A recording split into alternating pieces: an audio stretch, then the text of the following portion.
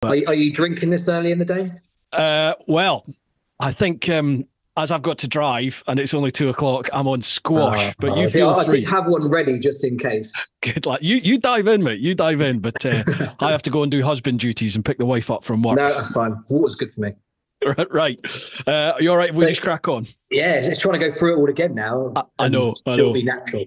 But we'll give Folks, it a go. you've probably figured this out. This is Grant, by the way, Grant Spencer. How are you, Grant? I'm good, thank you. Awesome. We recorded this last night, but we had a major issue with my audio, which we didn't find out until we'd finished the podcast, basically. So we're re-recording today in the afternoon. It's going to be a little bit different, Grant, because obviously we've gone through all the questions and everything, but I genuinely thought that was a cracking conversation last night. You know, it was really interesting hearing about what you've been up to in your military career and, you know, now what you're doing with the books. So, folks, sit back. I hope you're going to enjoy this one. This is Bru Time, and this is Grant Spencer. Grant, welcome back. Welcome back. Right, so let's cut to the chase. Basically, you were a spy. Probably from the outskirts, but no, I'm going to say no, I'm not a spy. Nothing like what you see on James Bond anyway. So yeah, not a spy, just helped gather intelligence. And that may sound very grey, but you know, it's we'll leave it there. But I don't like to use the word spy, and if I did, I'd get ripped to pieces by lots of people that know me and have also done the same job. So we're not spies, no. We're agent handlers. Agent handlers. So you handled spies? Yeah. Using the word spies, you know, it's that word. You know, it sounds more exciting than it is. So yeah, handled. Some people might call them spies. Some people call them sources, also known as CHISs, which is a Covert Human Intelligence Source. So there's various names for them. Depends on what you want to call it. Depends on how exciting you want to make it sound. Well, we want to make it really exciting. You obviously, by your very nature, don't. But so you had a military career, which we'll go through anyway. You moved into the Covert Human Intelligence Source handling side of things. You moved into another role within the military. Again, we'll cover all this, but I'm just giving people a brief outline what this is about. And then you've moved into civilian life where you've become an author. You found a love for writing and you've got a couple of books on the go. I have indeed, yeah. So what are the books all about? So my first one has been released, this one here. Good author always have it by himself. It's called Trust Absolutely. No One. And that's part of a 6-book series. So that's out. That came out last year. Doing well. The reviews are amazing, very humbling, makes me want to write more, which is good. And the second one, I've only got a cover of it, but that's coming out in May, June. That's Bribed By Blood. And like I said, it's a 6-book series under my name, Grant Spencer, which is basically what stuff I've been involved in and experiences I've had, shrouded in a coat of fiction to allow them to be released, because obviously the nature of what we're talking about. So that's the lead protagonist in that is a guy called Frank Tanner, who's based on myself. And obviously my nickname in the military was Frank because my surname's Spencer. Yeah, everyone called Spencer's known as Frank. So he's the lead protagonist throughout the 6. So you get to know him as you go through the books. And then on the side of that, I have a pen name called B Frank. And in that, I'm writing short stories, but of powerful topics that people don't really like to talk about. So I've just released one called You're Not Alone, which came out last week. Quite fortunate, within 24 hours, that went to #1 in the ebook new hot list chart, featured in the top 5 of another 3 charts. And that's exploring topics like that particular one was to do with suicide, topics that people don't like to write about or certainly don't like to talk about. So I'm trying to provoke emotion and increase conversation about these topics. The second one comes out in a couple of weeks, which is called Trapped. And that's under my pen name, B Frank. So I work under 2 different names as an author. Gotcha. We're gonna go into more detail into both those sort of lines of books. But I think it's really quite interesting to find out more about, you know, your life story, what took you down that path. You firstly into the military, then to specialize within the military, and then when you came out, you know, what's taking you down the line to be an author. So if we can go back, What made you join the military? Like, how did all that happen? Well, I was quite fortunate. I was one of the rare ones that knew what I wanted to do it from a really young age. So where I was from, a place, a county called Hertfordshire, just north of London. From a young age, there used to be a fete on the common, local common, and you used to go over there as a kid. And I thought it must have been about 6, 7, about that age. And they had a Royal Navy careers van in there, and you used to get, I remember you get those little fluffy things with a little sticker on it, and the paper hats, which used to tear to pieces every time you put it on your head. Loads of posters of exciting warships and helicopters and stuff like that. And they had models inside this back of this lorry and stickers. You know, for someone of my age, 6, 7, it was like the best thing ever. Yeah. You know, took them home, had them on the wall. It's from there, and they also had the sea cadets there doing the field gun chasm. I'm sure you recognise field gun from the Royal tournaments. Yeah, worked with some boys that did to watch. Never been involved myself, but awesome to watch. And had a ride in the chasm, ended up joining Sea Cadets, met some very influential people in there, which were great. Went to the careers office, got talked into being a submariner, and then joined into submarines. Wasn't my intention, didn't even know what a submarine was till I walked in the careers office. Went there with my dad. They clearly had a quota of certain people that they needed to fill. They show you this video about how great being a submariner was. Extra money, hotels when you go on foreign deployments, you know, all. And you all fell for it. Stuff. And I fell for it, yeah. They missed out the bit about cleaning toilets, polishing decks, and being stuck underwater for 3.5 months. But that aside, it was the best move I ever done. And the brotherhood I met during my submarine time was amazing. What is life like in a submarine? Can you describe it? Yeah, I mean, the first time I ever went away, I was a trainee. So my bed was down in the bomb shop, which is a torpedo room, and they have these racks that they place between the 2 torpedoes. You'll have a bed, so you have to crawl over a torpedo to get into your bed. Not that you got much sleep, because whilst you're a trainee, part 3, or SMQ as they call it now, you know you're not allowed to sleep. When you're not working, you need to be learning the systems of the submarine to qualify to get your dolphins, which is these beautiful things here. There's my phone there. So once you're qualified, you get these set of dolphins, and that means no one can take those away from you. You're qualified for life as a submariner. So when I first went down, I was too busy. I didn't even know we'd dive, to be honest, and didn't come up for 2.5 months, I think it was, after that first time. So that was interesting, but got qualified, got my dolphins in a totter run when I got back, and you down the totter run and catch the dolphins in your teeth, and that's how they're presented to you. But life in a submarine, it's tight, cozy, but the people are amazing. So it's 130 blokes inside a steel tube. The banter is good, the morale goes up and down, but if you don't like having the piss taken out of you, you know, it's not the place for you. You know, it really can get quite harsh, but in a good way. You know, it's all character building. And because you work 6 on, 6 off, you don't really have much time to yourself anyway. That's constant, 6 hours on, 6 hours off, 7 days a week until you get off the boat. And you hot bunk, so when it's your turn to go into bed, you know, you'll get in there, then you'll get out, you'll change the bedding over, and the next person gets in there. So it's always cozy for you when you get in there. I was going to ask, do you change the bedding? Yeah, literally. Just I think we all know what blokes do. Yeah, flip the bedding over. It's all good. What is the stench like on a submarine after 2 months at sea? It's not too bad. I mean, you look at the technology of a submarine, you know, we generate our own air through seawater. We generate our own water through seawater, you know, and that's how we live, you know. I didn't realise that. I thought it just magically recycled the air somehow. Thinking about it, how would you do that?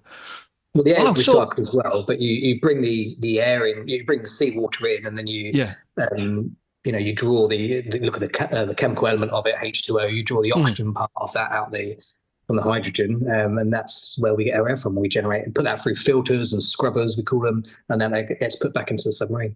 Wow, I suppose it's just like a set of gills, isn't it? Yeah, set of gills on a big boat. With the water, we bring that in through seawater, generate water with no minerals in it, so just, you know, and we use that as well.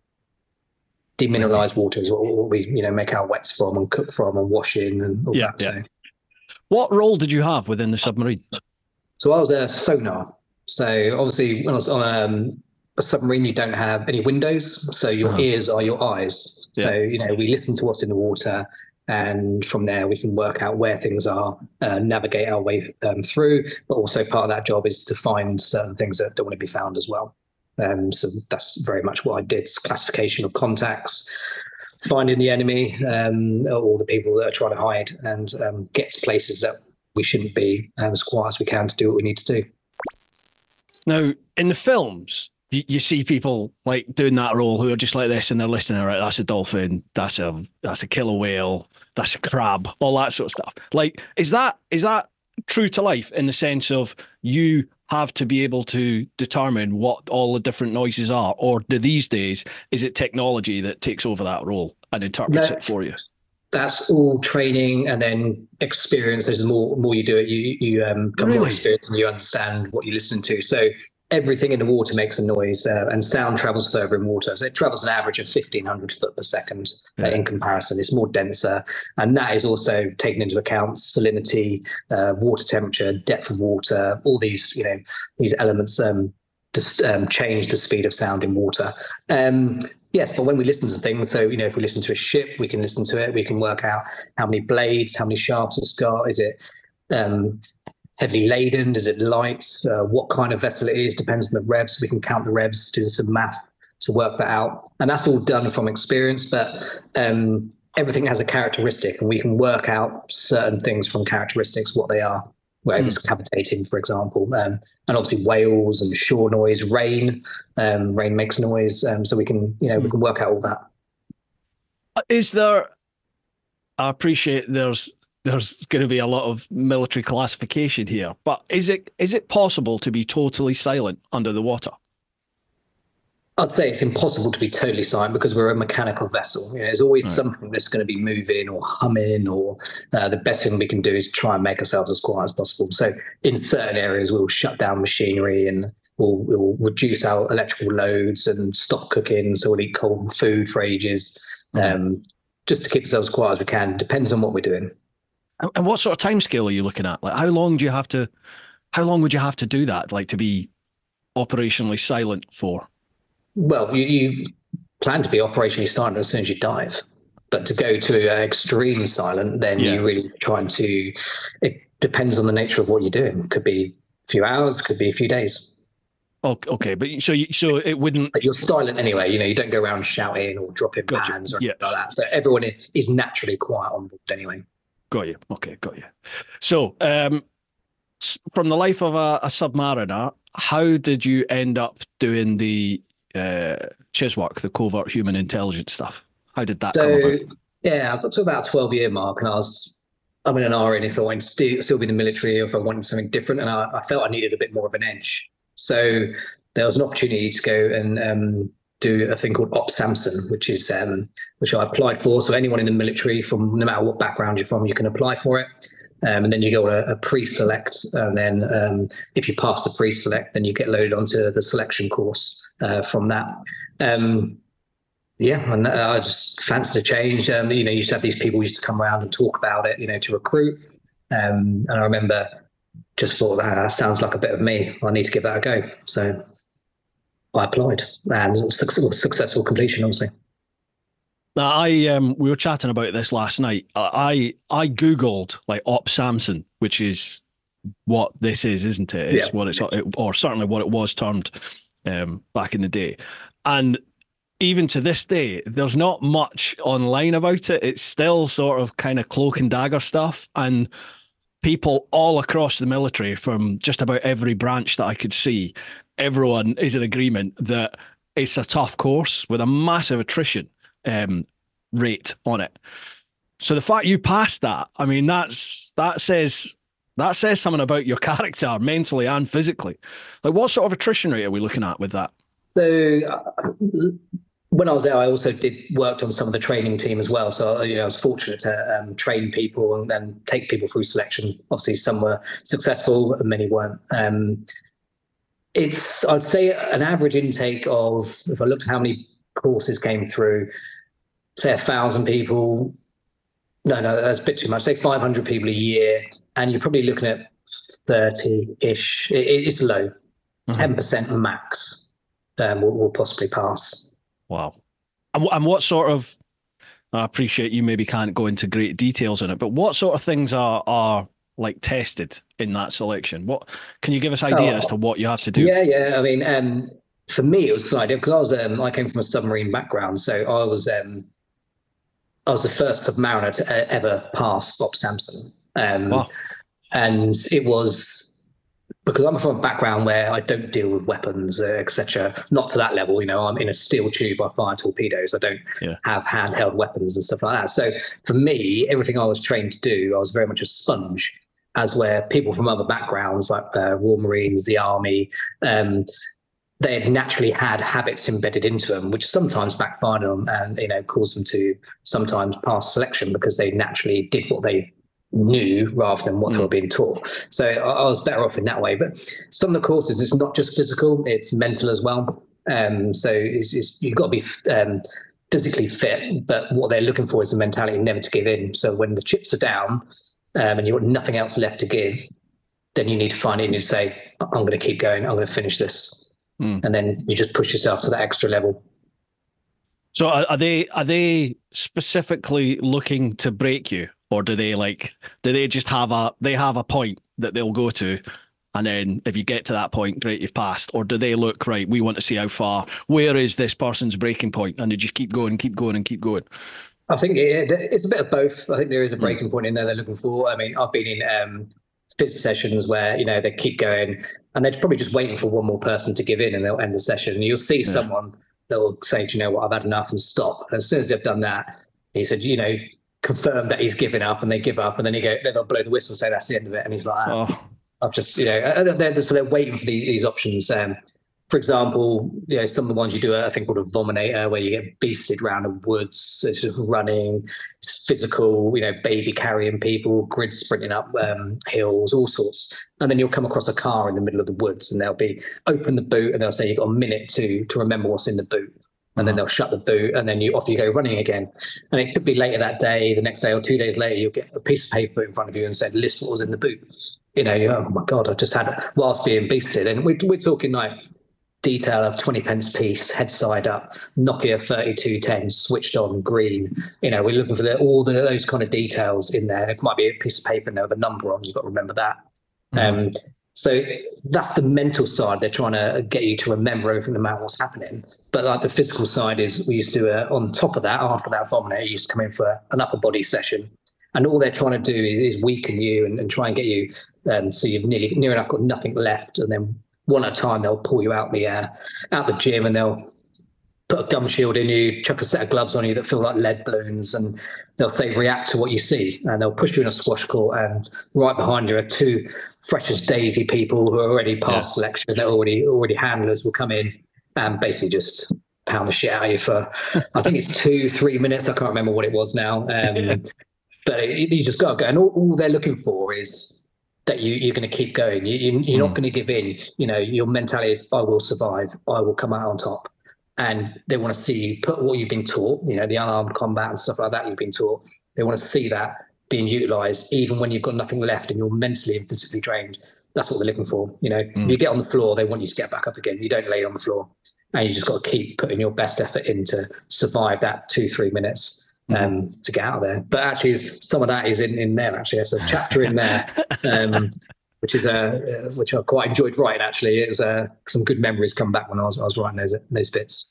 Yeah, I bet it's quite cathartic, really, to sort of relive everything and then put it all down in your own, to an extent, in your own words. Obviously, there's got to be a degree of sensitivity around certain parts and certain bits of information, but it must have been good to get all that out on paper again and sort of relive parts of it in your head. Maybe not good in others, but it was some good memories. It was nice to come back and remind myself of the people I used to work with. I'm still with friends with quite a lot of them anyway. But yeah, it's just nice to put that down and see the funny side of it, even though some people wouldn't find it funny. But having your mate kick the shit out of you for a couple of minutes is quite funny, because I'll be on the other end soon kicking them. So all good in friends.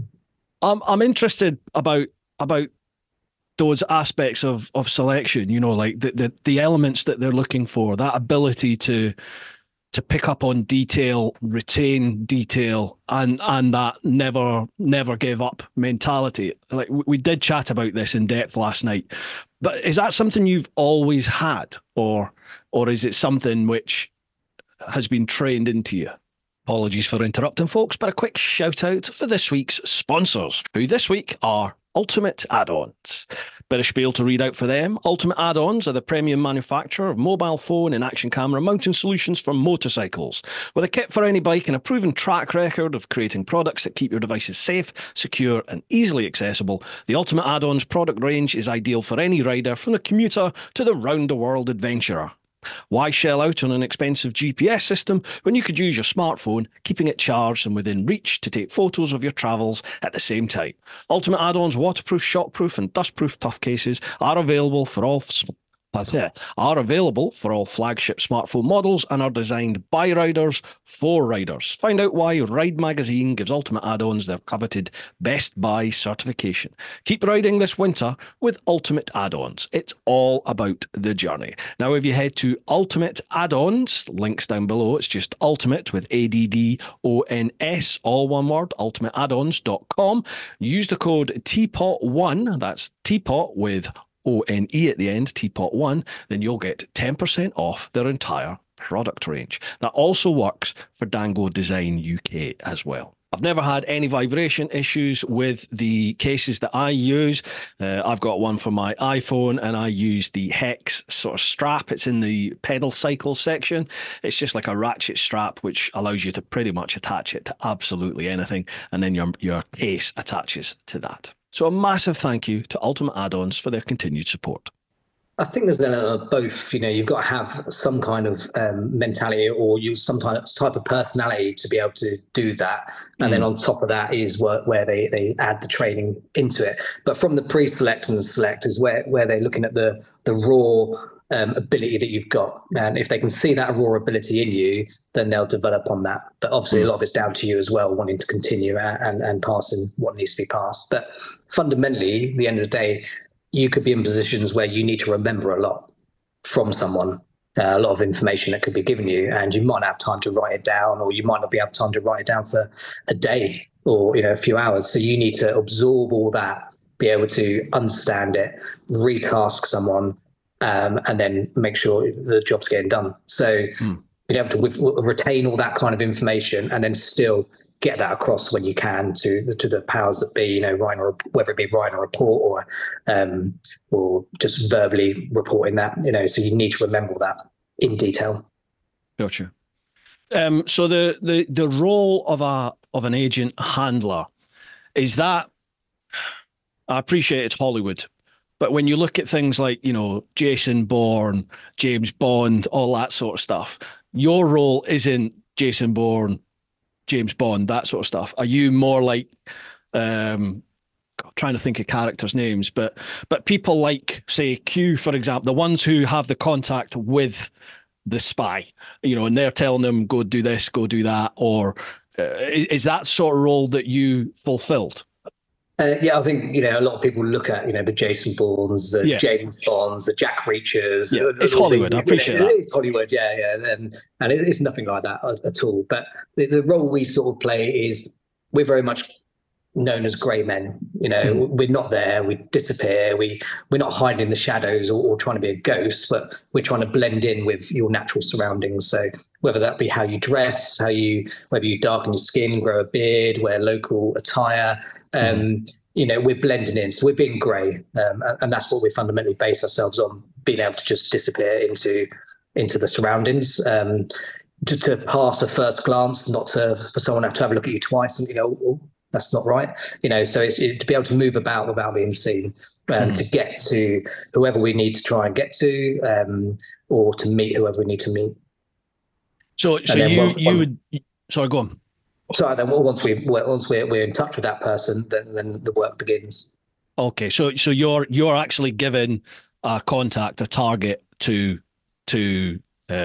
acquire and develop. You don't, your role wasn't to actually go out and source, right? They could be a chiz.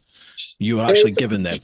Or is it a combination? It's both. It's a combination of both. So sometimes you might have to source. That could be a really long process, or it could be quite a hard hitting process. Depends on the demand of the information that we need. So yeah, we do that, and also there's long-standing chizzes that have been run for a long time.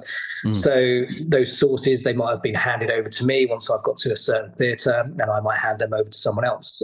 So there's some long-standing ones, and there might be new ones that develop, and that could come from a patrol report from a foot patrol that points out that someone might be of interest, and then we can go and look at those people and see where we go from there. But it's not also just about the one person. We might target one person to get to 3 people further down the line, because that's actually the person that's of interest, but we can't go direct to them because of the nature of what they do and the circles that they mix in, or the organizations they work for. So we've got to be very candid in how we do it, and we also have a legality with the people that we work for. We can't send them on a mission that's going to get them injured or killed. We have a legal responsibility to make sure that we train them if necessary, that we task them of the stuff they're able to be tasked to do, and not put them in harm's way. Sometimes, though, they choose to put themselves in harm's way, and that then becomes difficult. So an element of what we do is we control people. So we have to have that control of a person, and whether that be a financial hook or another way of controlling them, but we have to make sure that they're going to do what we tell them to do and when we tell them to do it, and then run their life for them almost. But we only do it because we want to. There's no good having a chiz that's going to go and get themselves killed. It loses our source of information as well. So we want long-standing good chizzes, and we train them and develop them and increase them. If we need to move them into different circles, we can work with them to get that done. What makes a good chiz? Like what personal characteristics make a good chiz? What are you looking for? Well, I suppose you're looking at someone who's clear, able to keep a secret or a cover story. They've got to be able to maintain that cover story, so they've got to have some credibility. There is an element of trust in there. We have to understand that information, and are they telling us it because they just want some money, or is it true? And we can corroborate some of that information using other sources. So we work hard on that. But yeah, it's hard. You have a natural instinct of who's good, who's not, and the more time you spend with them, the more you can see actually this is going somewhere it's not, and you can choose whether to continue the relationship or end it.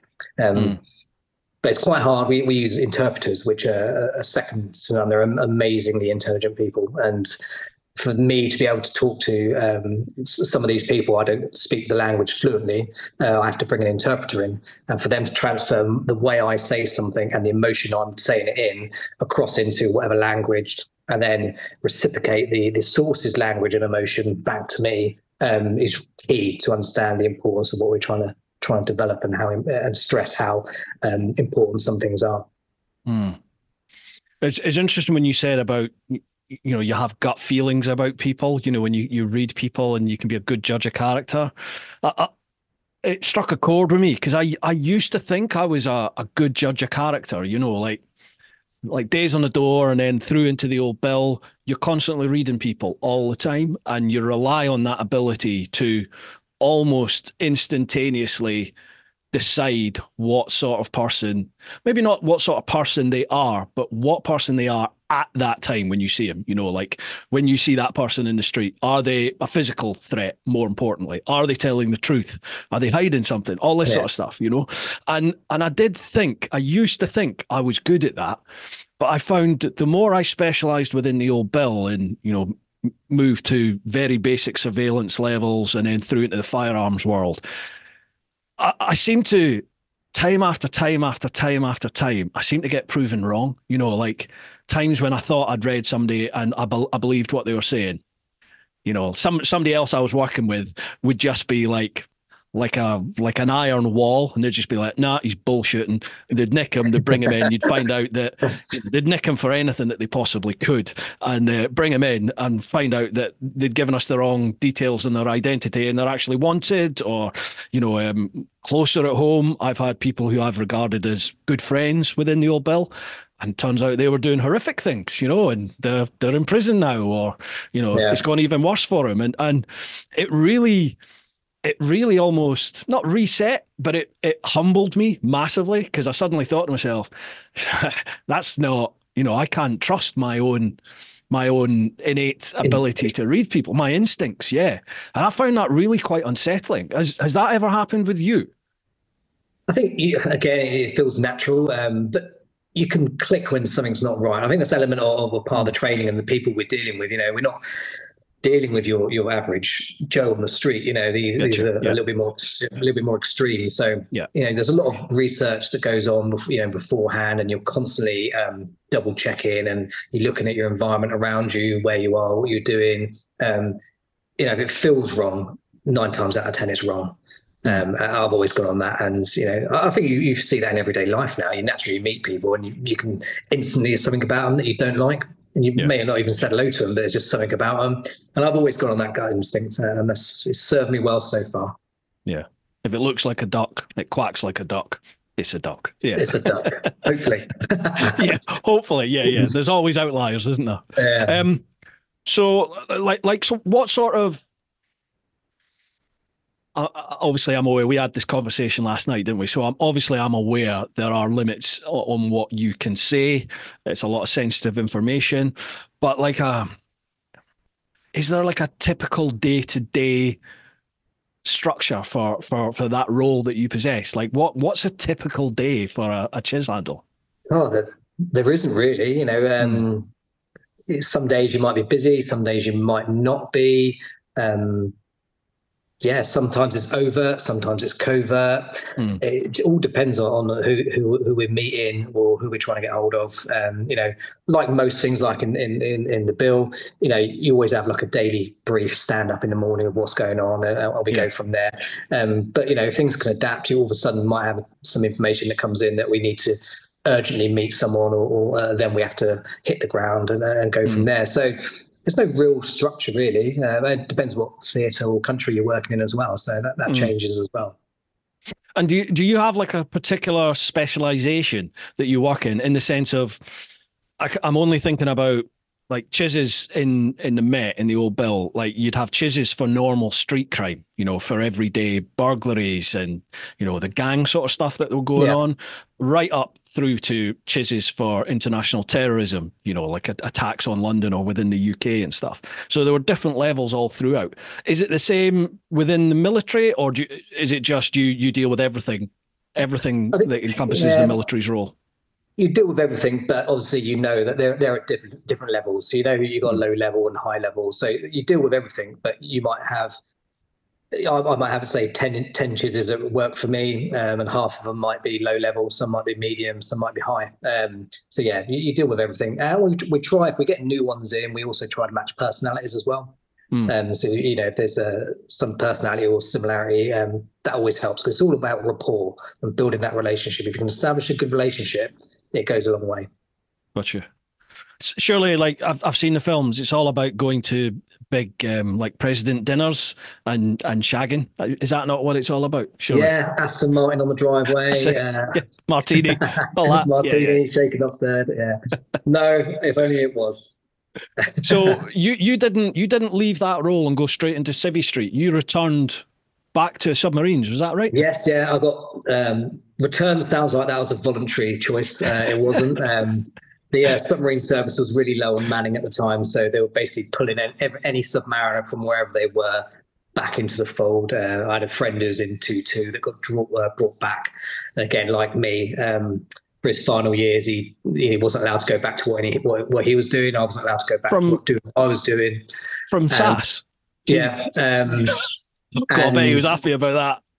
Yeah, and then we're sitting on the submarine underwater again. So once we'd got to the end of our 22, I ended up doing 22 and a half years. I got offered another 5, but I couldn't go back to agent handling. I had to stay on submarines.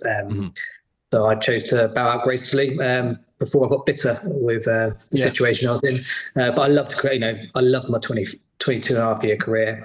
Wouldn't change a thing. Yeah, it was great, amazing. I think if I stayed agent handling to the end of my time, there would have been opportunities to go into various agencies as a civilian doing the same thing. But I think once you're outside that network, so as I was for the last couple of years, it's really hard to get back in. You're quickly out the loop. So naturally left.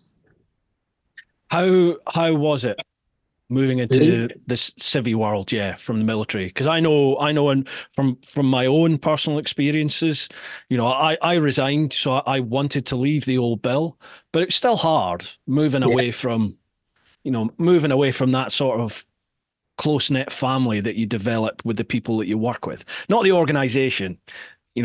I don't give two shits about, the Met or the old bill, but I do miss the people I used to work with, for sure.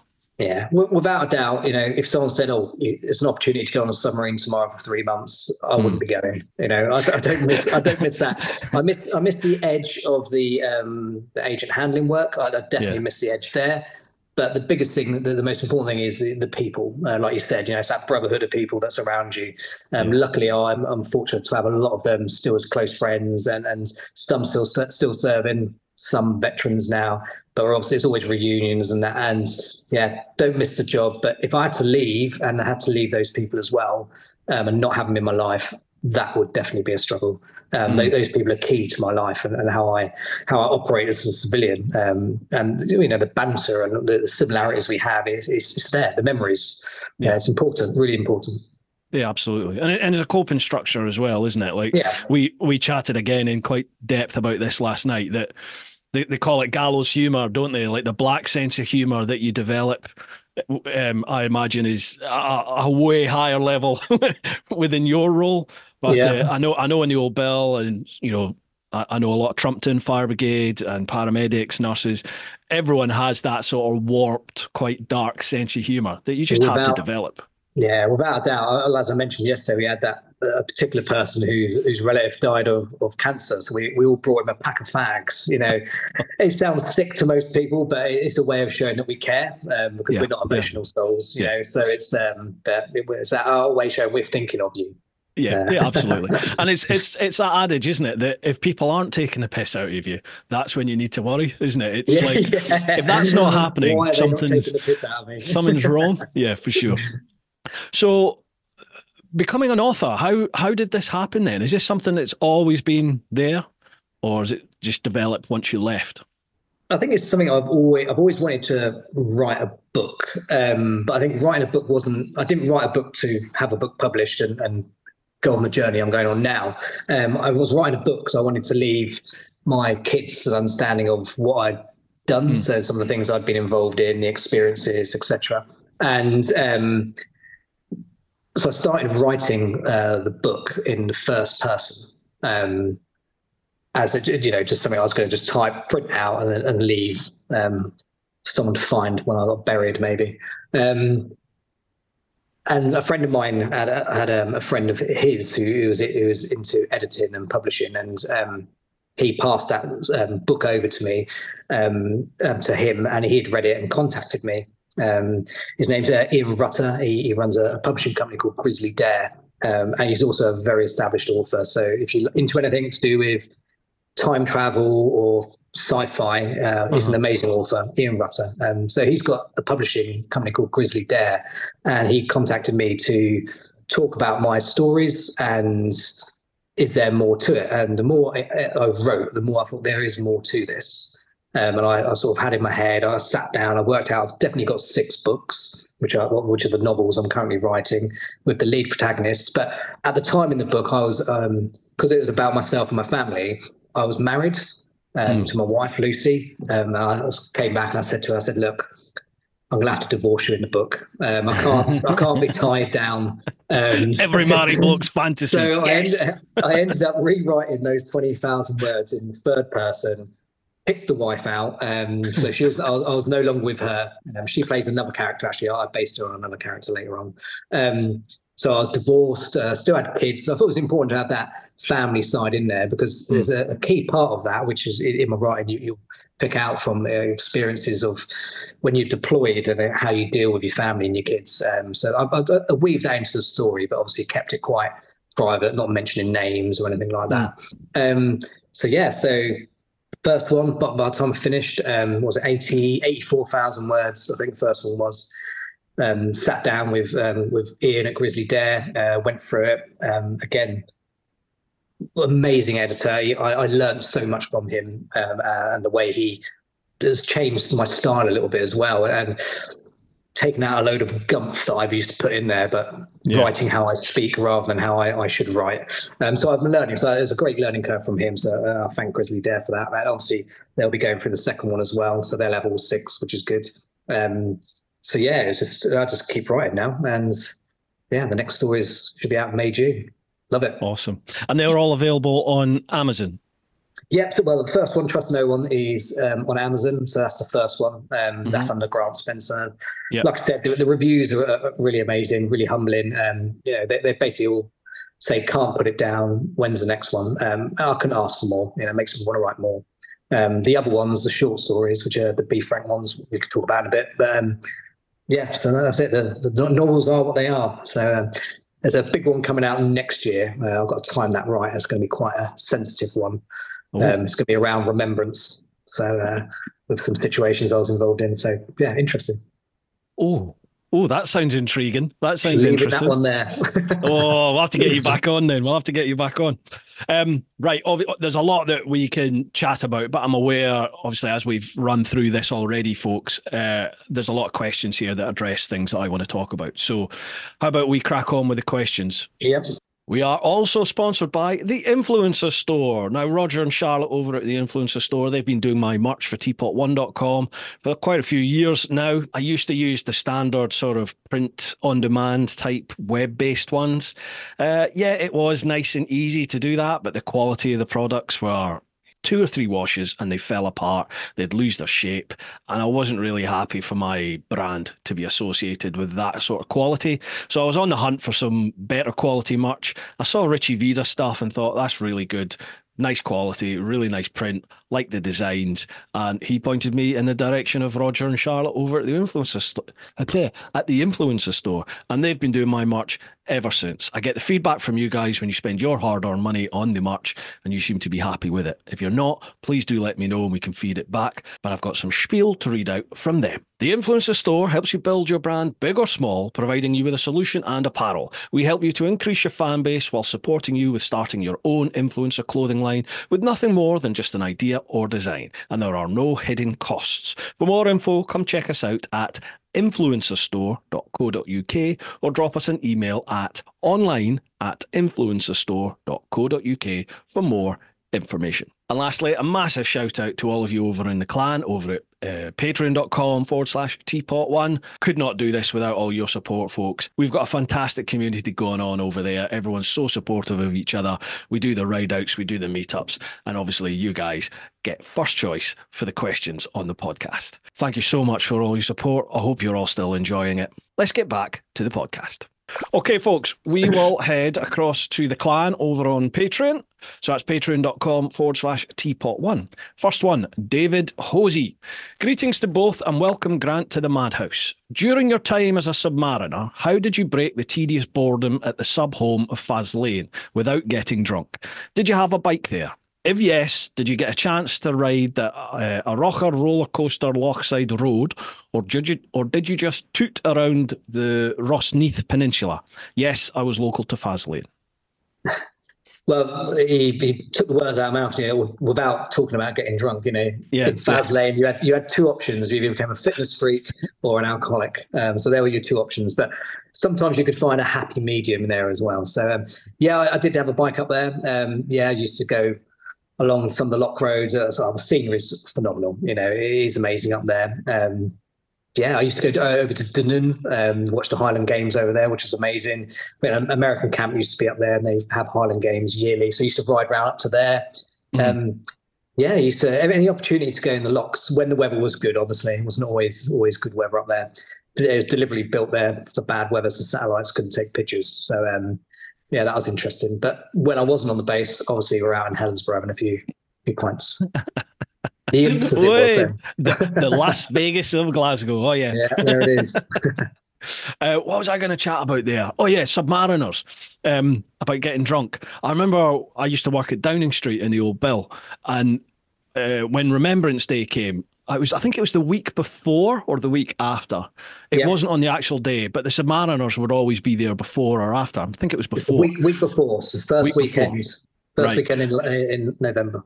And I remember chatting to them, and they actually, one of them gave me a set of dolphins because I was on the front door of Downing Street at the time. So he actually gave me his dolphins. It was incredible. But he said, yeah, we're not allowed, we are still regarded as pirates amongst within the Navy. So we're not allowed to do Remembrance Day with the rest of them. That's I always correct. thought, Yeah, is that bullshit? But then I had another submariner on here, Hippodrones, Pete. He came on and he's an ex-submariner. And yeah, he confirmed it. Yeah. You're all pirates. yes, that's why we have our own one the weekend before. I think that's cool. I love that. Well, it's like drinking in the morning. Drinking rum in the morning. It doesn't make you an alcoholic. It makes you a pirate. What was the reason? Why is it? There was a reason he told me why you're regarded as pirates.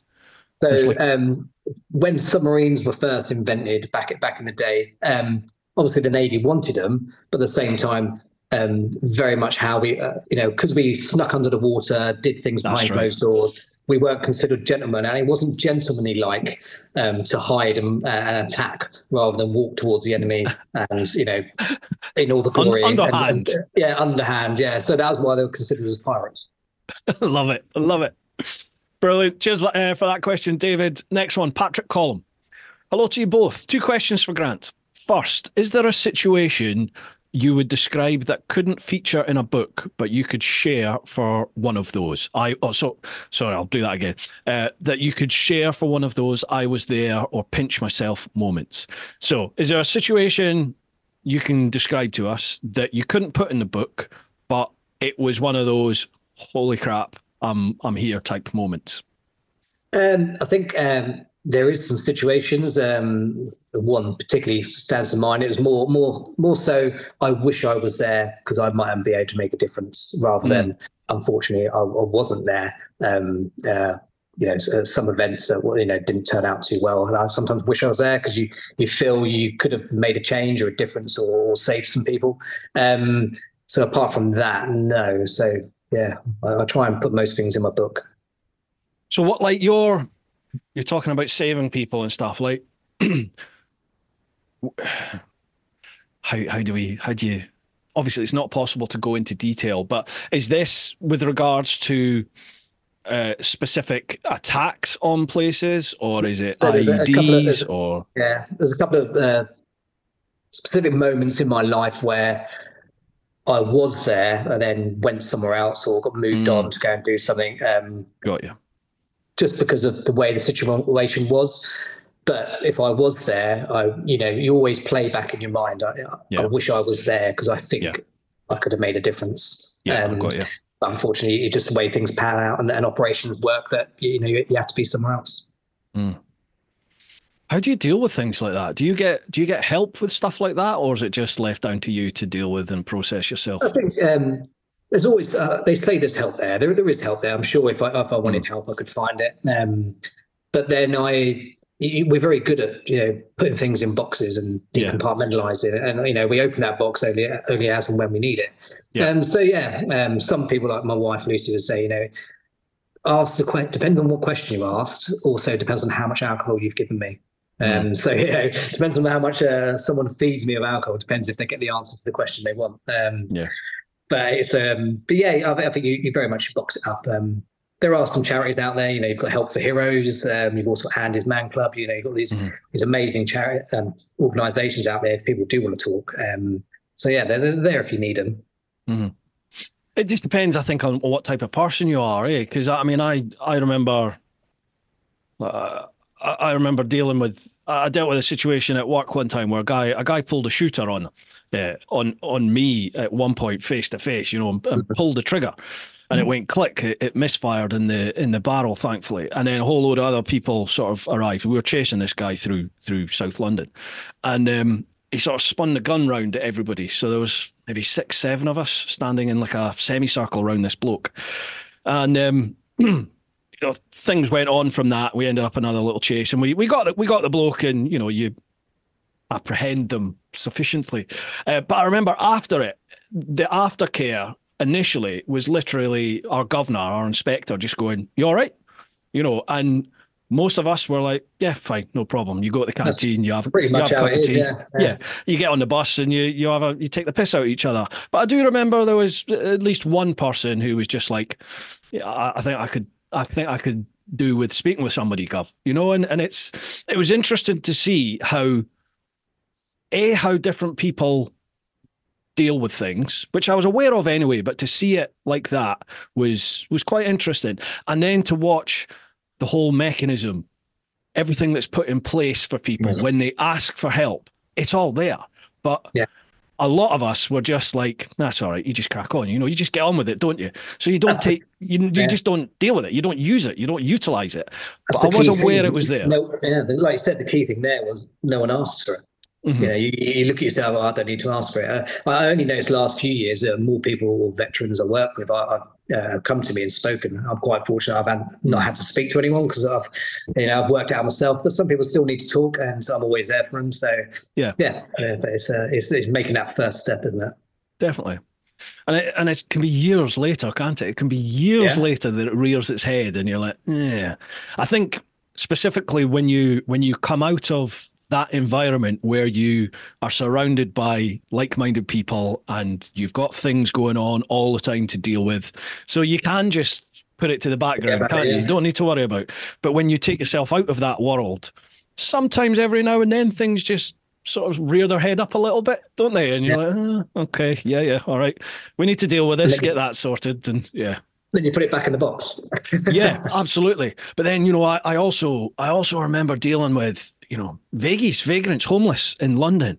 And I remember this one lassie who, I mean, she was a junkie, a stereotypical junkie, nothing to this woman, skin and bones. And it turns out she was an ex-medic, and she'd been in either Iraq or Afghan, but she was like a decorated proper hero. But she'd come out for, I think, through, it was either injury or like a mental issue, and she just couldn't cope. She just couldn't cope with it, and that's where life had taken her. And I remember dealing with her on loads of occasions because she'd basically be off her nut on something, and she'd fall down the stairs into the tube, and like properly smash herself up. So you'd end up having to deal with her and help her. And just thinking, my God, how does somebody who has been in that situation where they've been so physically and mentally strong and dealing with incredible situations, and then all of a sudden it's, life has taken them down that course and they can't deal with it mentally anymore.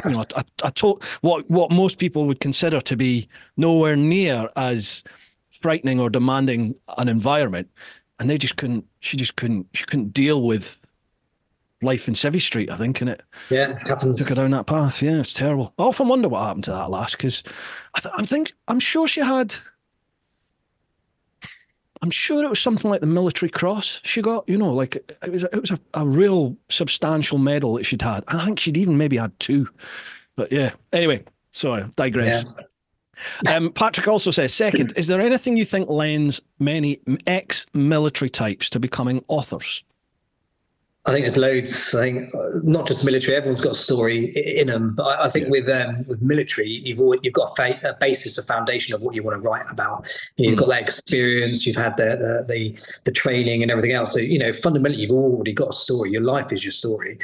Just putting that into words, and I say, if you've got a story, go for it, write it. I'm quite happy to read it. I'll edit it, help you. So feel free to contact me. And I say, give it a go. If you've got something you want to write about it. Yeah, everyone's got a story in them, and people like my publisher Grizzly Dare, they're the perfect people to speak to. They're real personal touch. They're not like a big corporate organisation where they're just trying to churn out books.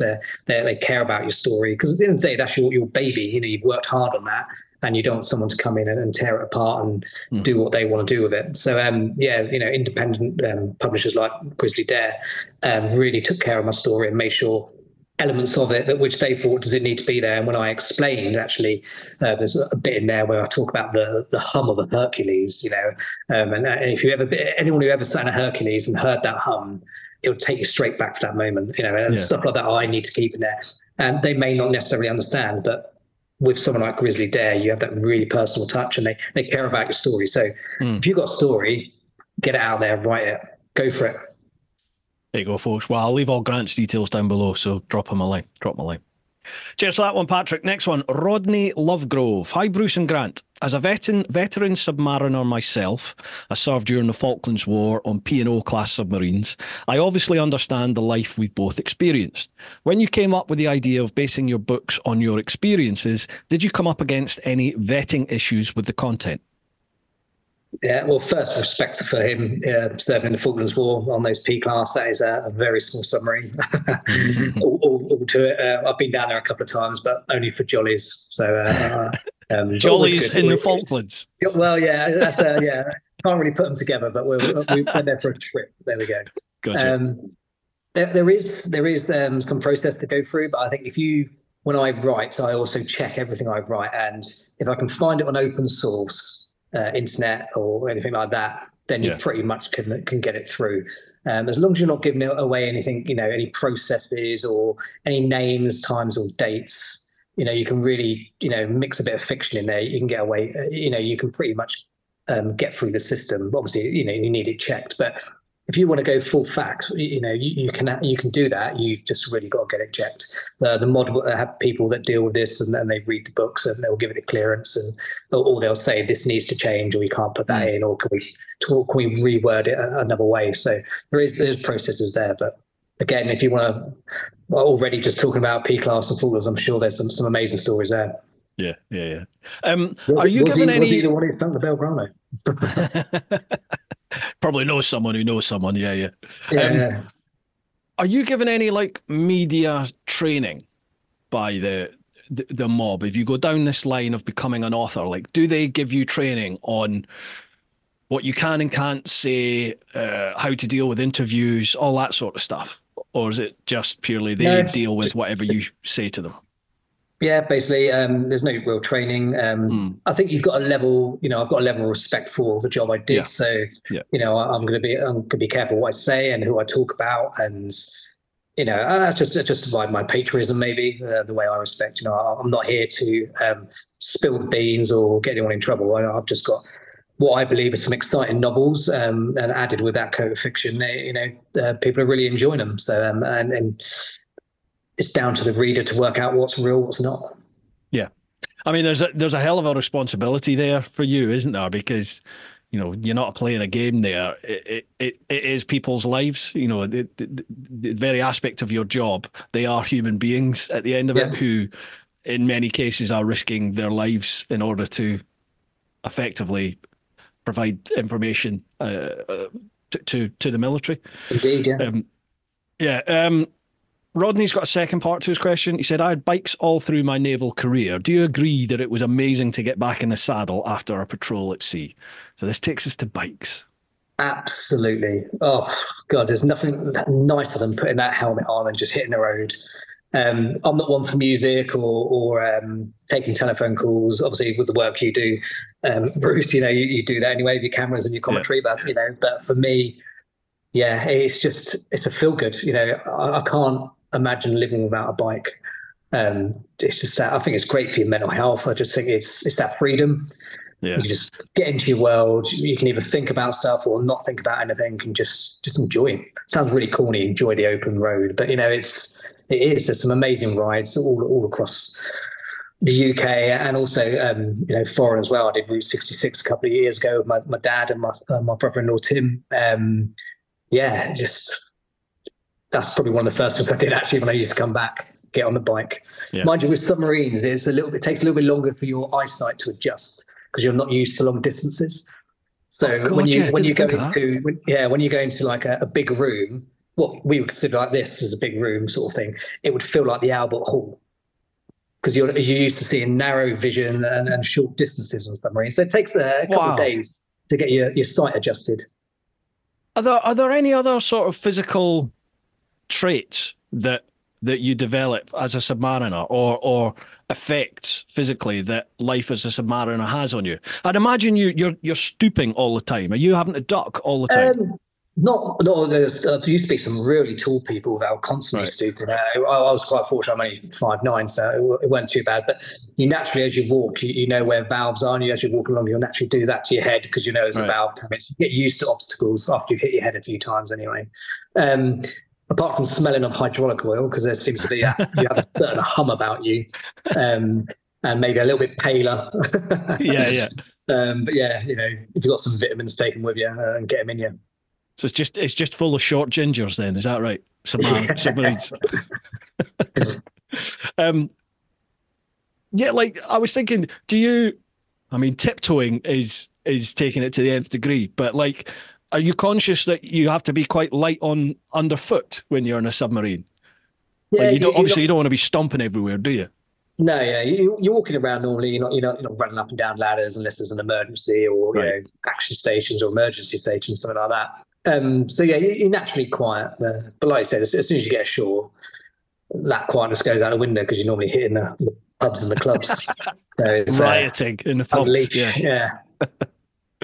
Yeah, going back to bikes, I completely agree with you. That freedom aspect of it, like and I'm not complaining, folks. I'm not complaining, but I don't really get the opportunity to ride myself anymore. You know, I've always, I tend to always have a camera on, and I'm either filming something, chatting away, or I'm in a group. You know, I'm on one of my tours, something like that. So you've got the comms all linked up, so you're chatting away with people, and you don't really often get that opportunity to like ride for the sake of riding and ride in complete silence by yourself. Yes. It's not something I often get the opportunity to do anymore. And I didn't really think I missed it up until parts of last year where I started to, you know, like, oh, I really fancy just hitting the road myself again. And so I did it like a week, 2 weeks ago. I'd just come back from like 9, 10 days myself in the States, just hitting the road and doing a road trip. Oh man, it's so good for the soul. You know, like Oh, it is, yeah. I just feel like recharged now, you know, and ready to take on what the year's going to bring. I've really missed it, but it's made me aware of how much I did miss it now. So it's like, oh, when's my next opportunity to do that? All right, cheers for that one, Rodney. Next one, Louise Worsfold. Evening, gents. I hope Grant is enjoying the luxury of something called soap and showers now he has left submarines behind. I don't know if Grant used UTVs or motorbikes during his military career, but I would be interested to hear his views on EV bikes and if they could be an asset or hindrance to operations. Best wishes to you both. Electric. So, electric within the military. I think that I've never ridden an electric motorbike, so you know it's hard for me to comment on that. I think for me the range is something that always gets me. But mind you, I know you did a piece on electric around the UK, which was good, really informative. That was a good piece of work. That was, but I don't think in the military, because especially in certain theatres for Afghan and Iraq, for example, you know, if you heard the noise of an EV, it still makes a noise. It's that unusual hum. I think that would attract more attention than if you're on a local bike. Yeah, because you just hear a bike and be it's a motorbike. And you know, when we used to operate in these theatres, we used to use local vehicles, so you know, to be mixed in. You know, we're not using anything out of the normal. So I think, if anything, that unusual noise, and especially in those worlds where you know you couldn't even comprehend seeing an electric bike out there, or they've even been sold. You know, it's just. Yeah, it would heighten a sense of too much. I mean, what's that? That is a completely unusual noise from. As where a broken down, clappity, exhausted bike sounds absolutely normal, and they wouldn't look at it twice. You know, like these remotely operated drones that are in wide use now, you know, military drones, you know, when they do drone strikes on targets and stuff. How are they powered? Are they electric or are they traditional engine? Both. Both. So it depends on the size, depends on the endurance of it. So they operate in both. Depends on which one. There's lots of different variations out there. I'm sensing the door shutting on that topic, Grant. I can tell you, but I'll have to kill you. Right, cheers for that one, Louise. Thank you very much. That is us done over on Patreon. So we'll ship across to where will we go now? Let's go Instagram. So it's at TeapotOne Insta. Hippo. This is the ex-submariner. Pete, as an ex-submariner myself, what is best, Nelly's wellies or baby's heads? For me, that's an easy one. It's a baby's head. Go on. Describe. I was going to say, it's probably those people think, what is he talking about? So Yeah, no, yeah. Nellie's welly is a big bit of spam, which is deep fat fried, battered basically. It's known as an elephant's footprint, as we call it, but it's also known as Nellie's welly. I think you only ever used to get them for breakfast, I think it was. But yeah, but mine was a baby's head, which is a steak and kidney pudding. And the reason it's called a baby's head is when you break the pudding, it's soft like a baby's head. And there's that breaking into a baby's head. So there's that military sense of humor coming in again. But yeah, baby's head all day long for me. Wow. Weird bunch. Now we got chatting about curry for breakfast, and I can't remember if it was off of this or not. Do you remember? Like I was telling you in the Met, we used to get operational feeding sometimes. So for things like, Notting Hill or big football games or everything where there's going to be like hundreds of old, or maybe even thousands of old Bill being deployed, then you would all you'd all get on your vans and your buses and you'd head up into central London. And there used to be a place called McMessenger Hall down the road from the old Scotland Yard. And you'd go in there and it would be all Met catering staff, who were generally always Caribbean. It was all these big Caribbean ladies. And you knew them from various different nicks around London. But it would be like 3, 4 o'clock in the morning and you'd get curry or like a full-on chips and just like an evening meal almost at 4 o'clock in the morning. And that was just the Met catering way of doing things. Yeah, I think that came from, I talked about how certain meal times, because you lose track of time and day, because you work that 6 hours on, 6 hours off. That was it. 1 till 7, 1 till 7, or 1 till 7, 7 till 1, 1 till 7, 7 till 1. So sometimes you wake up, or when you're coming off watch, and because you don't know what time of the day it is, that's right. Eating, your meal indicates you what time of day it is, but also depending on the meal, will tell you what day it is as well. Yeah. So, for example, Saturdays is always steak, Sundays always pizza in the evening, Sunday roast in the day, and you have an Indian night, an Italian night. So, yeah, that's how we got onto the curry. But yeah, depends on what day it is, depends on what food we have. Did you do Fish Fridays on a submarine? Yep, Friday, fish and chips on a Friday. So, you wake up, there's fish and chips, it's Friday and it's lunchtime. Yeah. And that's your clock, really. So the menu is your clock. Yeah, that's right. That's what took us onto that. And I was saying that just doesn't work in the old Bill, because you just get food. Doesn't really matter what time of day or what day it's. Although, yeah, that's right. In the Met, Friday was always fish day, so you'd always get fish at some point for an evening meal on a Friday. And then there was a Nick, Croydon Nick in South London, that used to have the best canteen in the Met. Again, it was all these Caribbean ladies that worked in it. And one of them, she used to make these incredible curries. They were notorious.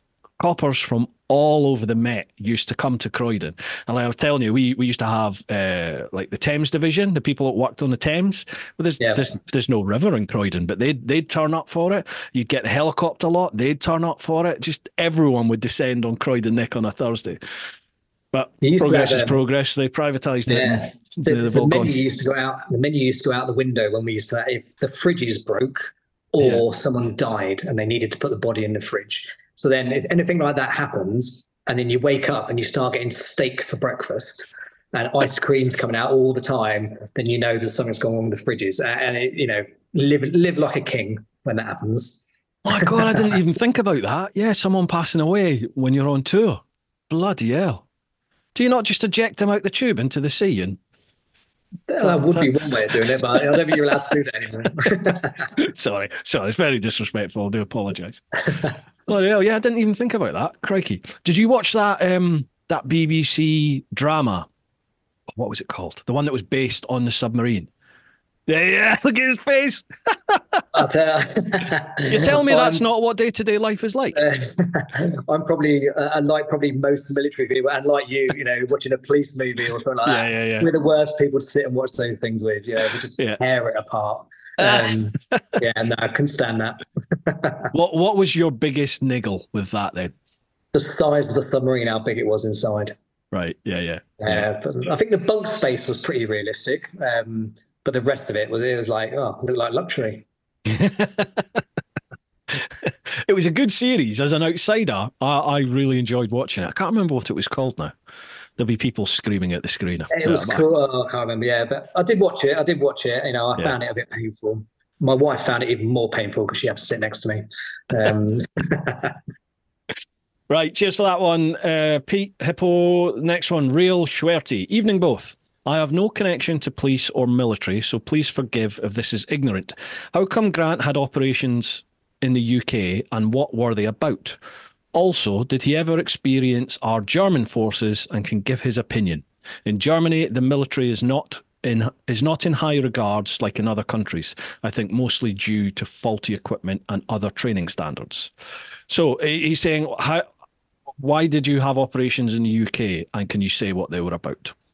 Can't really say what they were about, but we're very much, you know, the military work, you know, certain elements of the military will work with the police and other government organisations because we have a skill set, and the police also have a certain skill set, and other government agencies do have those skill sets. And the more we can work together, you know, to increase our resource, the better things we can do together. I mean, when I did some of my training, I was actually taught by Kent Police, my driving. Evasive driving, you know, fast, high-speed driving, etc. So that was really good. So we worked with them then. But yeah, so, you know, sometimes we get drawn in, not all the time, sometimes we get drawn in to help in certain situations or you know, we have a natural ability. So when we're not abroad, we can help in the UK as well, whether it's helping to train or whether it's actually running the ground with you know, in forces with whoever. But yeah, can't really talk about those. But at the same time, you see the military coming in all the time, helping op fresco when the firemen used to went on strike. And I think during the mad cow's disease, you know, collecting all those, and foot and mouth, sorry, not mad cow's disease, it was foot and mouth, wasn't it? They came in to help with all that. Again, NHS, when the strikes come on, they come in. So the military are always working well with more civilianized organizations. And I think that's a good thing. I think it's a good thing. I don't like a divide. No, yeah, absolutely. Yeah, we used to do, like in the surveillance side of things, you used to work with, you know, MI6 and certain divisions of the military as well, yeah.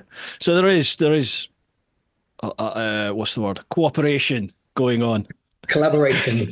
That's the one. Yeah. Certainly around central London at times. Yeah, for sure. Yeah. For sure. Well, during the Olympics, you know, there was military working alongside our police there as well.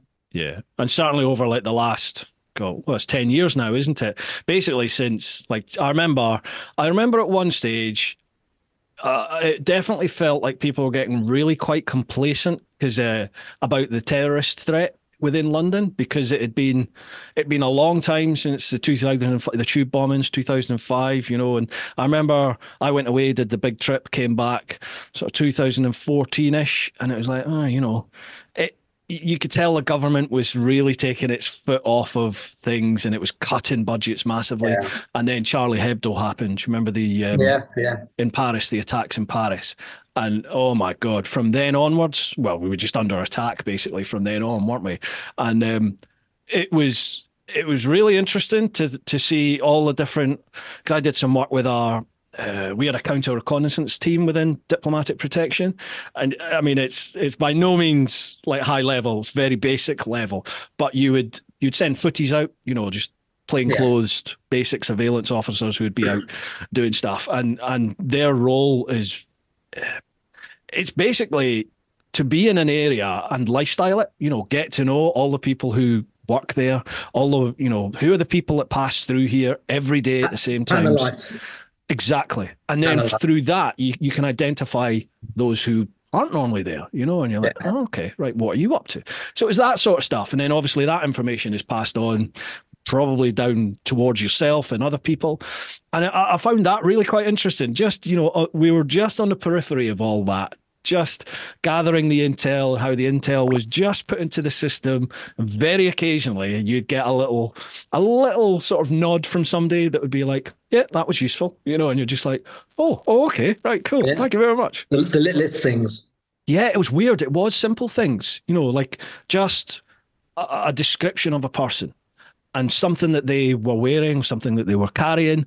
That then ties into another little bit of info that they've got, that somebody else has got, and it's all little pieces of a jigsaw. Yeah. Yeah, very interesting to see how all that works. Yeah, cool. Obviously, Schwerty had another part there. What's your opinion of other overseas or other countries' military? You can be diplomatic. Globally, well, you mentioned the Germans. I've never Yeah. worked for the Germans or with the Germans, so I couldn't comment on them. So yeah, I couldn't comment on them. But I've worked with various militaries. I would say, yeah, I'm not keen on the US military. I'll be fair. I don't think they're the most highly trained. They are a bit loose, should we say?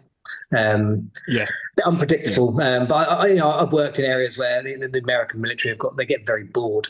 They start tinkering. Imagine being in a watchtower for sometimes an 8, 9, 10-month deployment, and they're there for 10 hours a day, and then next day they're there 10 hours a day, and they get itchy. And there's a lot of misfiring weapons, unfortunately, where they're tinkering and playing. So I'd rather keep away from them. I worked with the Australians. They were quite good in small. I enjoyed working with the Australians. I also worked alongside Afghan and Iraqi forces, and they're not the best trained. We tried to train them, which was good, but they put their heart and soul into it, and they're good. They're good. They want to make a difference as well. So yeah. It's interesting what you said about the Americans, because we used to work with the Secret Service, particularly around the American ambassador when he was obviously lives in London, and like how the Secret Service deal with security compared to how like we, as in the Met, dealt with security. The old American embassy used to be just outside Mayfair, and it's surrounded by residential buildings, just big, huge 5-6 story high, multi-million pound residential flats that are owned by everyone and anyone that you could think of. And the Secret Service would want you to come in and basically evict everybody all around the embassy because the president's coming, and you're just like, you can't do that. And they're just like, yeah, but the windows are all, the windows overlook the roads and the entrance and egress points of the embassy. They overlook the embassy themselves. They're at the same level a lot of the time. And like the Secret Service were just like, we need this whole place sterilized. And you're like, well, you can't. It's tough luck. You've put an embassy in the middle of where people live in London. You can't do that. So that was their attitude towards things, was just like vacate it. Hit the nail with a hammer, deal with it. And was not the way that when you watched the UK military as well, how they dealt with things. I always got the impression the UK military was much more clinical and specific with how they dealt with stuff. Yeah, and they put us in the hardest areas. So we were always, the US were very much on the periphery, and I noticed that the UK forces were very much in the hard areas. That's what we're good at. We're one of the best in the world. That's what we're good at. Yeah. Right, cheers for that one, Schwerty. Next one, King Bespoke Creations. How you doing, Chris? Hi, chaps. Question for Grant. Did you ever do any writing while stuck in the submarines bored to death? Didn't do too much, basically because we were working out 6 hours on, 6 hours off. So the small time you had off, by the time you'd gone to bed and then got up, you end up with about 2-4 hours sleep a day, roughly. As you just in that cycle, and you never really got too much writing. And if you were caught probably writing something, I'd probably get ribbed. So you just. But no, never had time to write. I used to write as a youngster, which was great, and now I have time to write again. It's just getting in there. I start a master's actually in Plymouth University in September in creative writing. So I'm hoping that'll, and that's off the back of my books. So I'm hoping that'll go somewhere as well. So. Are you actually doing the course, or are you teaching it? What's the course? Actually, doing a master's. Yeah, not teaching. Not that clever yet.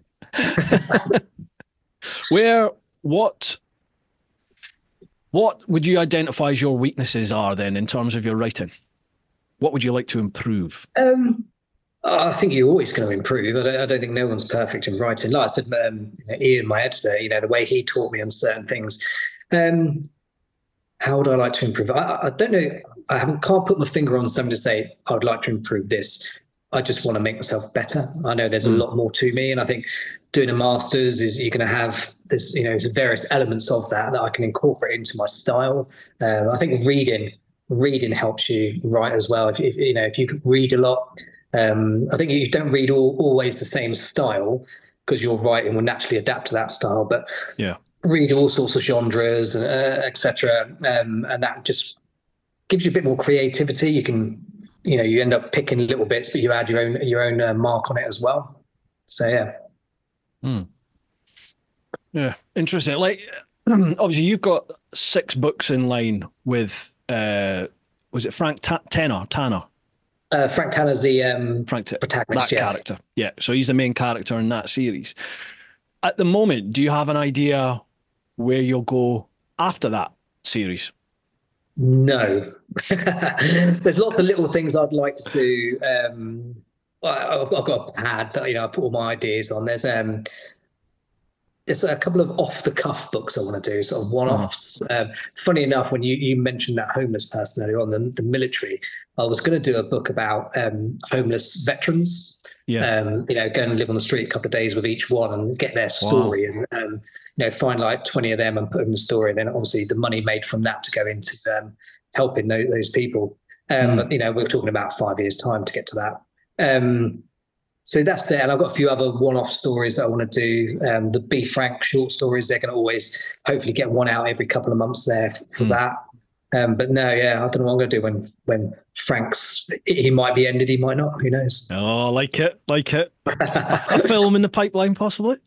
Oh, what a dream that would be, eh? You must have that in your head. When you're writing these books, do you write them almost like a screenplay? Like, are you setting situations and plots up, thinking, with a director's head on? I feel when I write certain scenes, I think, how would that look as a movie? I try to write to create that exciting scene, or imagine the characters standing there and the atmosphere they're in, etc. So I do almost write like that, actually. So if there are any famous directors out there, please contact me. So who has the lead role? Oh, well, if not me, and you're unavailable as well. Obviously. Oh, I don't know. Who looks bald and good looking? Is it going to have to be? Would you pick somebody? Statham, there you go. That's probably the closest one to me. I don't know. Right. If anyone's got any contacts for Jason Statham, get him this book. Please give him the book. Yeah, absolutely. Okay, right. So that's the Instagram one's done. Let's pop across to Facebook. So I'm pushing through because I'm conscious of time on this. Yeah, that's fine. So cross on to Facebook. First one, Dave Perry. So it's really good TV. How you doing, Dave? Looking forward to this. Question 1. Does Grant carry on his career through Frank? And if so, is there any situation Grant wouldn't enter where Frank does? Good question. I suppose Frank is my career. I try to keep the story that I reflect my experiences into current climates, so there is, the Ukraine-Russia conflict in the first one, there's an element of that in there. So I don't think there's anything I wouldn't do yet, because I still always look for that edge. I'm always looking for something, what's next? And I think, like we said last night, what's next for me? Is it I'd like to do the Tasables, the race across the Sahara, I'd like to do Everest Base Camp, kilometre. There's always something. And a friend of mine, Lee Spencer, also known as a rowing Marine, he's an amputee, and he's the same. He's got 3 or 4 world records now, and he's always looking for something else. He still doesn't stop. I think that's part of our mentality, that we'll never say no to anything, and we'll always put ourselves in a situation and then deal with the consequences afterwards. So there's nothing I wouldn't do that Frank wouldn't do. But he's living my life, and I'd like to hope that I can continue living his life as well. So yeah.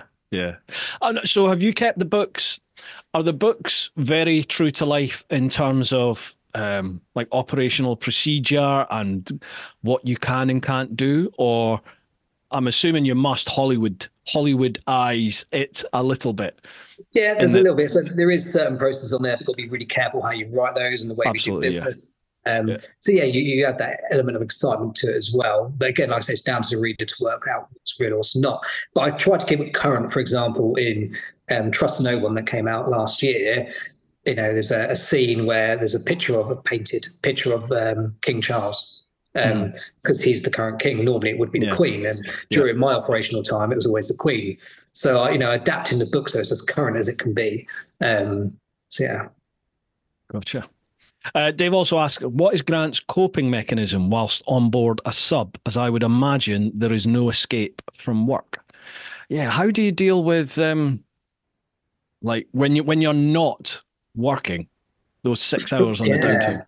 Well, the 6 hours on your downtime, 4 of those are spent sleeping, really. There is opportunity there is some physical equipment. So there's a rowing machine, but that's stuck between 2 electrical cabinets, and you can't bend your arms. You just got to do that. And then you got a bike up on the forward escape, and you got some weights down in the bomb shop where the torpedoes are. But depends on you don't want to drop them. No, well, if you're at PD and there's a slight swell, you're lifted, and then you feel yourself going like that. So sometimes that's put out because obviously it depends on the atmosphere in the submarine. If the CO2 levels are high, then the equipment will be out of use. So the atmosphere is always monitored. So it depends on that. Depends if you can do your fizz. If not, get in your bed, get some sleep if you can. Sometimes there's a movie on. There's always ways of doing things, and everyone's always chatting and spinning dits and stuff like that. So do the mentalists amongst the crew, do they like run laps around the boat? No, so there is some larger, like the bombers, like the V-class submarines that I used to be on. The big the bombers, as we call them. They're our nuclear deterrent bombs. There is around the missile compartment. You can run around there. So some people do laps around there. They're a lot bigger than the small T class I was on, the A class. Right. Oh, so you were on the smaller ones. In my head, I had it that you were on the great big massive. Both. Okay. Yeah, right. I served on both.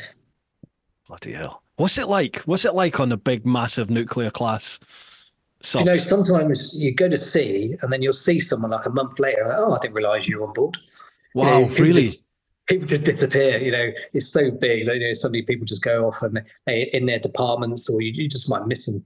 So sometimes you don't see people for a long time. Did you ever think about the weapon load that you're carrying? Like what your actual role was within those boats?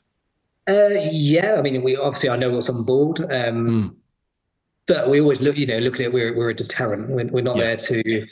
We're not there to start a fight. We're there to hopefully stop it. All countries, well, not all countries, a lot of countries have nuclear weapons, and we need to have that capability to protect. Otherwise, you become a bigger target. Absolutely, yeah. Again, we chatted about this in depth last night, didn't we? And that in an ideal world, no one would have them, but that's not life, and it's not human nature. It's human nature to be tribal. It's human nature. You need someone to be in charge, don't you? Somebody has to take that alpha male role. Whatever sex they are, someone has to take that role that they're in charge. Because without that, we don't function. It all goes to shit if you don't have someone in charge. But with that tribal mentality, you always have somebody or group of people that will want more, and they'll take more. If you find something weaker, it's the animal in us, isn't it? And the stronger will take from the weak at some point. That's going to happen. And if you haven't got that deterrent, then you're just leaving yourself open. It's sort of naive. I think it's naive to think what's happening 1,000-odd miles to the east with Ukraine and Russia. It's naive to think that can never ever happen here in the UK, because it did 80 odd years ago. It was happening here. So those days could come back for sure. Hopefully, we need the protection and be ready for it. Yeah. But then the counter argument with that, not to delve too deeply into this or spend too much time on it, but obviously the counter argument is, well, it's a ridiculous argument, because what protection is it? Because if we use them, we're all fucked. If we launch missiles, we're all fucked. So we are. Yeah, I agree with that. It only takes. But it's just that. It is, but it's just that deterrent, isn't it? It's hopefully everybody is the same mentality, that nobody's ever going to push that button. But it's just there, just to say, cool flannels. We're not going to go to that level. Yeah. Hopefully. Hopefully. Yeah. All right. Cheers for those questions, Dave. Next one, Daz Salmon. Oh, this is actually the last one, mate. Daz Salmon. 2 questions. That's right. Can you complete the RAF Regiment's 5 miler of death? Always makes me laugh, this. Where do we start on this one? Well, the RAF Rage, Can you do it, Grant? Can you do it? Could you do it? Oh, Can yeah, you I complete reckon I can do it. Yeah, I'll take up the challenge. I'm quite happy to take that challenge on. With back one in the leg. back in the day, definitely. Now, don't keep yourself as fit, but I'll still keep quite fit. I reckon I'll give it a good go. But yeah, the RAF Rage are, they're the butt of a lot of military jokes and units. It's harder than P Company, though, isn't it? It's difficult to turn left, and left. It's you just guard a perimeter. But no, they do a good job. They do a good job. The runways are kept safe. Yeah. It's rich for me to have a pop because I've never served, and fair play to anyone that does it. I've got a mate who's ex-RAF regiment, and he's been on the podcast, and everybody just ripped the piss out of him. And he took it well. He did take it well. It didn't help them. A video got released not long. I can't remember when it was, a few years ago, and the way they were talking, that particular person, didn't help their cause. That's all I'm saying. I think I've seen that video. But I think I sent that video to my mate Dave, the ex-regiment guy. Next one. Did we effectively employ our CHIS network when up-pitting was initiated? As it seemed to the rank and file, we just left them. We just let them be after all their sacrifices. So up-pitting, that was the withdrawal from Afghan. 2021 withdrawal from Kabul in Afghan. If we were running, I was after my time, so I left the service in 2016, so it's 5 years after I'd left. I'd like to think if we had the utilisation of CHISs then, that we would have used them to make best use of them to get as many people out as possible. I hope that all the people that should have got out got out. I can't guarantee that. I don't know the full figures, but yeah, they deserved to have that opportunity to leave after helping us if they got that, and I hope they did. Hard for me to comment on something that was beyond my time in the military, but I hope everyone who deserved to get out got out. That's all I can say on that. There's I was listening to a podcast recently with Tim Kennedy. Have you heard of him? He's UFC, but he's also, was he ex-SEAL or Ranger or something? He was Special Forces in the American military. I think it was a SEAL. I think he was a SEAL. But he's come out and he's set up now what do they call it? An NGO? Yeah, it's an NGO, like a private company. Yeah, private company, security company. Yeah, and they are going back into Afghan now to find the interpreters and the CHISs and everything that they used and get them and their families, are the ones who are still alive, get them and their families out. So that's still going on now. He's really quite vocal about it. A lot of the American military in particular are quite vocal because they kind of feel like they betrayed a lot of those Afghans, the interpreters and people like that. So there's a lot of people out there now. Yeah, they risked their life for us, and it was promised to them that they would, if we ever withdrew, they'd come with us. Again, I don't know how many came and how many were left. I don't know those numbers, so I couldn't comment on it. But I just hope that the people that should have been withdrawn did get withdrawn. Yeah. How do you deal with the political aspects of that role? CHIS handling, agent handling. I would imagine there'd be times. Did your conscience come into play at all? Was your conscience tested? And how do you deal with that? Because you have a job to do, obviously. And I would imagine there could be times when perhaps the good of the job or the good of the end result could come in direct conflict with maybe personal morals at that time.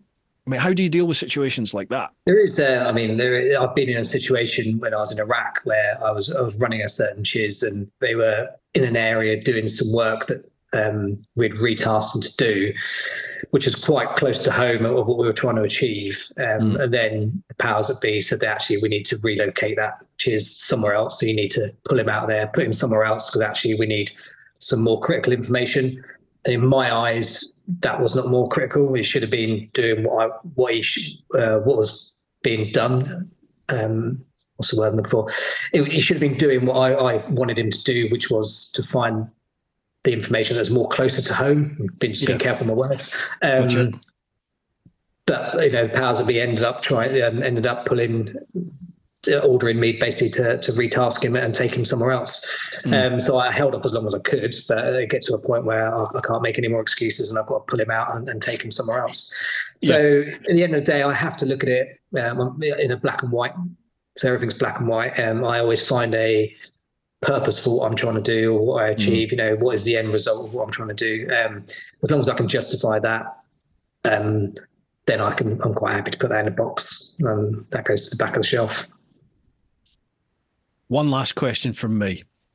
If you could have your time again, what would you do different? Don't think I would. Mega.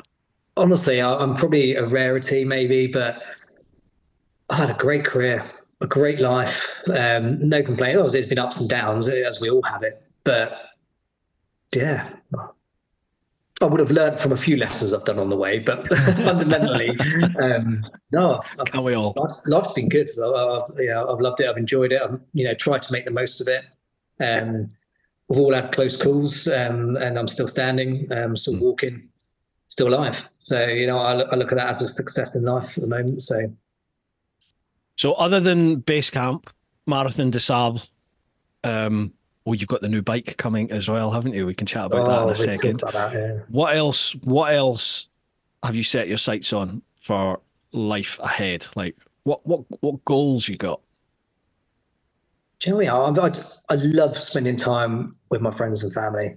That's always key. But I'm still massive for traveling. There's loads of places I still want to travel. I haven't been skiing for several years now. I used to ski nearly every year, so I'm starting back skiing again every year, starting from next year again. What do I really want to do? Just something. I've got a bucket list still. I want to sail across the Atlantic or around the world. My wife's given me permission to have a year out and do that, so that's good. What, solo? Solo. But what I'll do it in stages and invite people. Say, look, I'm going from A to C. Jump on board for that trip. So I'd probably do it that way, since I always have someone with me. Awesome. There's all sorts. But it's just time. Just find that time. So I'm trying to while I'm still fit and healthy, just try and crack at least one thing in a year, maybe two. But the Sables is definitely one. Everest Base Camp, Kilimanjaro, the sailing. I'd love to do something like trek the North Pole, something like that. Amazon, Great Wall of China, would love to walk that. Just anything really. Awesome. Done my diving with sharks and that, so I enjoyed that. That was good. That was well, I did it in two places, in the Bahamas, and then I did the Great Whites with Cage in South Africa when I was which was good, in a place called Harmanis with my Lucy's sister lives out there, and her husband Vern. So we went and stayed with them. I went and done that. It's brilliant. What's that like, to be that close to them? Yeah, well, you're in there and you don't even see them coming. You're looking around for them and then they just appear. But they're big. But you're in a cage. Jaws ruined me. I remember Jaws, but I think I might have been 5-6 years of age seeing Jaws, and it freaked me out to the extent, like, even sit in a bath or a swimming pool and you're still looking around. It's ridiculous. It's ridiculous, but you're still looking. All I hear is but I would love to do that. I would love to dive with great whites. I'd love to do it. Oh, yeah. Maybe one day. We'll see. Right, dude, that is us. Again, conscious of time. I'm so sorry that we had to redo this, because obviously there's I kind of feel we've skipped through a lot of stuff. We've covered a lot, I think, but we definitely went into more detail, or we just fluffed it a bit more last night, maybe. I'm not sure. Maybe it was because you were constantly going last night. There was, and you were constantly going, what did you say? Eh? Oh, that too, yeah. But before we go, is there anything else you want to say? Is there any plugs you want to go through? Floor's yours. We at least need 10 minutes on bikes, don't we? Go on then. What's the new bike? Well, last night when we spoke, obviously I hadn't told my wife. She now knows. So I've been struggling on the next bike for a long, long time. And yesterday I finally made my decision. I test drove it in South Africa last year, and I ended up getting a Harley Davidson Sportster S. what a bike. 1250 engine. It doesn't feel like a Harley, doesn't ride like a Harley.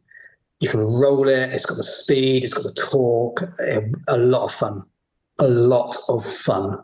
Yeah, and you can nice come down engine. and ride mine, and you can do a bike review. There you go. You can ride mine. I've done it. I've reviewed the Sportster S. Thank you. Yeah, yeah.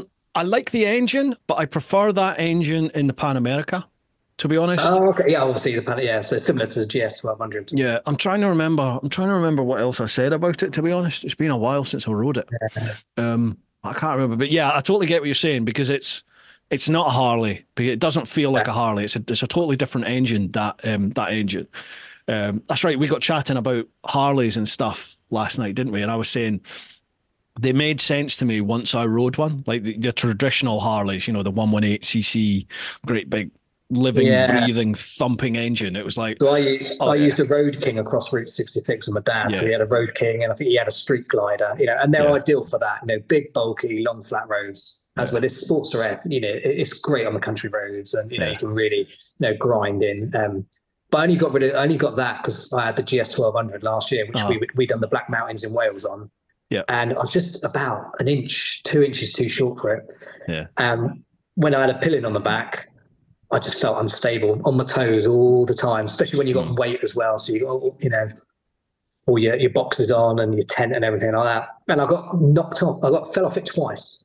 Once where someone just clipped my front wheel and just took the balance off me. And the other one was I rode into some sand with the wife on the back, and we naturally went over like that. But the great thing is when they're on the floor is they're so heavy that someone has to come and pick it up and help you. So luckily the helmet's on to disguise your embarrassment. But before that, it was sports bikes, the R6, the R1. Love the sports bikes. But yeah, this Sportster F, I keep swaying to it. I test drove a Ducati Scrambler a few weeks ago, 850. Great all about town. Didn't think much to it. If you're like wanting to overtake or long distance, Deval, too expensive.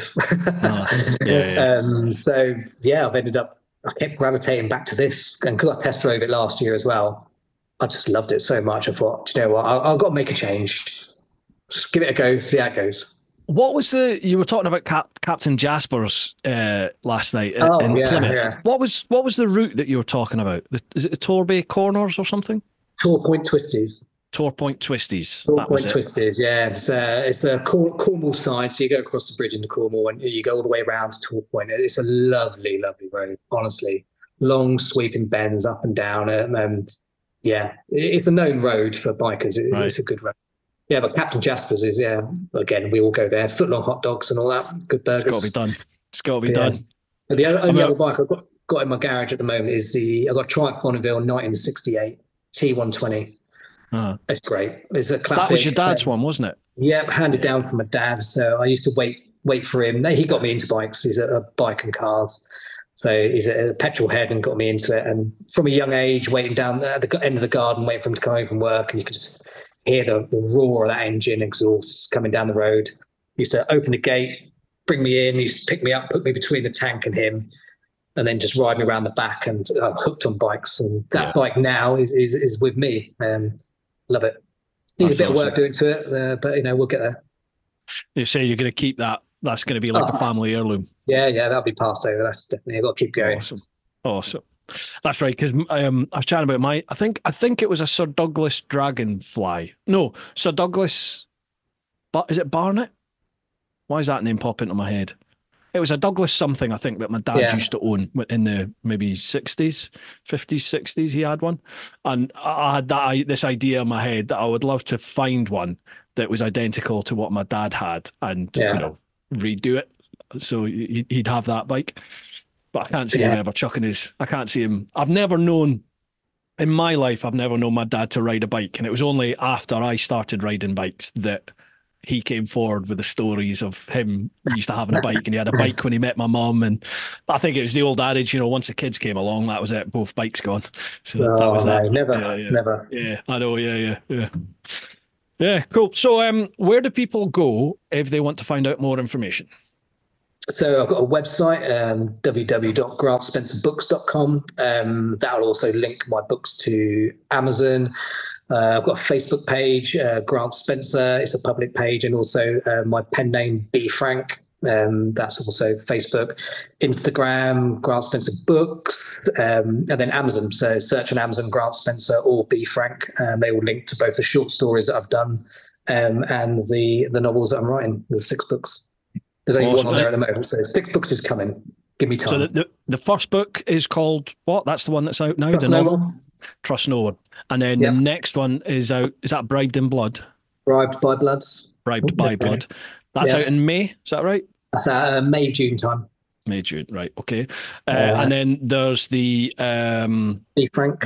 The B Frank series, the short story series as well. Folks, I'll put all the links that we just spoke about. They'll all be down below. So if you're watching the vids, check out the vid description. And if you're listening to the podcast, have a look at the show notes and there'll be links all there for you. So make sure you give Grant a follow and get the books. Oh, audiobooks.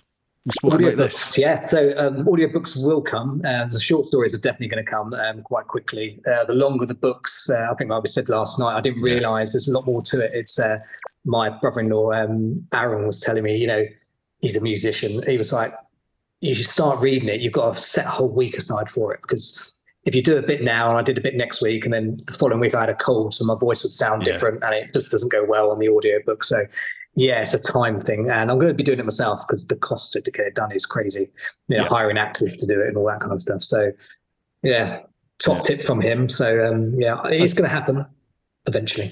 That's interesting, because that my plan is to do my book as an audio book, and that's what I thought I would do, is just grab an hour here and there and just do it over a series of months. But that's not going to work, is it? So I'll have to make that a project maybe for the winter. Get that done. Right, awesome, man. Yes, thank you very much. Apologies about having to redo this today. That's all right. But it's been enjoyable, mate. I've enjoyed it. Obviously, we met 2 years ago now. It's probably about 2-3 years ago.